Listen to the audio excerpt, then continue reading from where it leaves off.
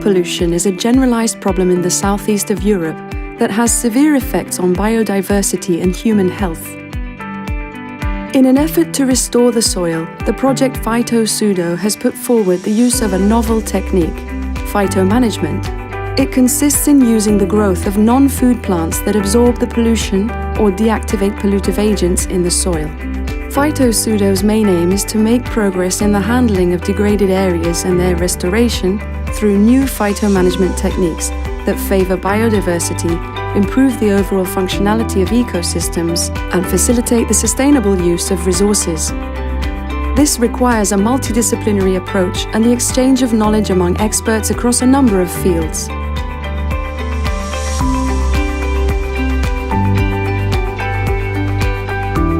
One of the main outcomes of the PhytoSUDOE project was to establish a network of pilot-scale experimental field sites. We established 8 sites. Some of these sites are long-term field sites which permit us to collect information and data over a longer period of time. L'ensemble de ces phytotechnologies a été mis en œuvre sur des sites de démonstration ici en Espagne, au Pays Basque, au Portugal, dans le sud-ouest de la France, dans la grande région Nouvelle-Aquitaine. Fitorremediación consiste en aplicar plantas para resolver problemas ambientales, en concreto, reducir la toxicidad de los suelos contaminados. El éxito de la fitogestión depende no solamente de las herramientas biológicas que utilizamos como plantas y microorganismos o enmiendas que podemos aplicar, sino que hay que tener muy en cuenta las condiciones adversas meteorológicas, por ejemplo, la sequía. Uno de los objetivos de la fitogestión es recuperar la biodiversidad en los emplazamientos contaminados. Uma das estratégias de potenciar a fitogestão é utilizarmos bioinóculos, que não são mais do que micro-organismos, neste caso fungos e bactérias, que ajudam as plantas a estabelecer-se.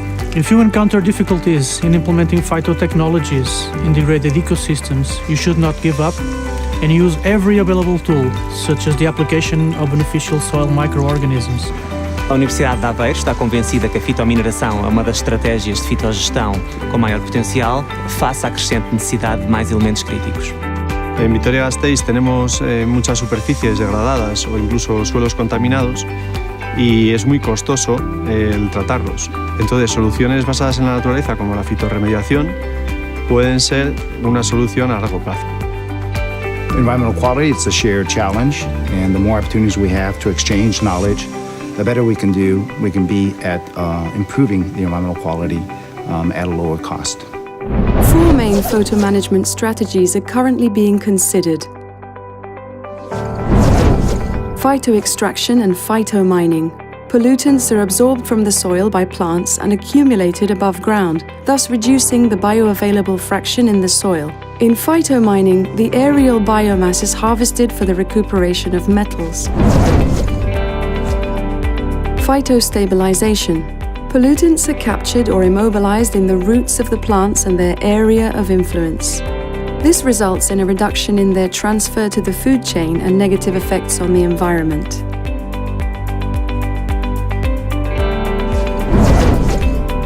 Rhizodegradation. The roots of the plants release certain compounds to the surrounding soil, stimulating diversity and activity among the microorganisms in the rhizosphere, thus aiding the degradation of organic pollutants. Phytovolatilization. Some plants are able to turn pollutants into volatile compounds and transport them via transpiration from the soil to the aerial biomass, where they're released into the atmosphere in a less harmful way. Further tools to aid phytomanagement include organic conditioners, which improve the properties of the soil and in turn favor the growth of plants, microorganism inoculation, which boosts plant growth and tolerance towards pollutants, agroforestry systems, black poplar and willow plantation forests, colza, alfalfa or sunflower crop rotation, and the combination of both in rows. As we've seen, phytomanagement is a simple technique for the restoration of degraded spaces and the creation of multifunctional landscapes, and it's the weather that will work in our favor to improve the health of the soil, day after day.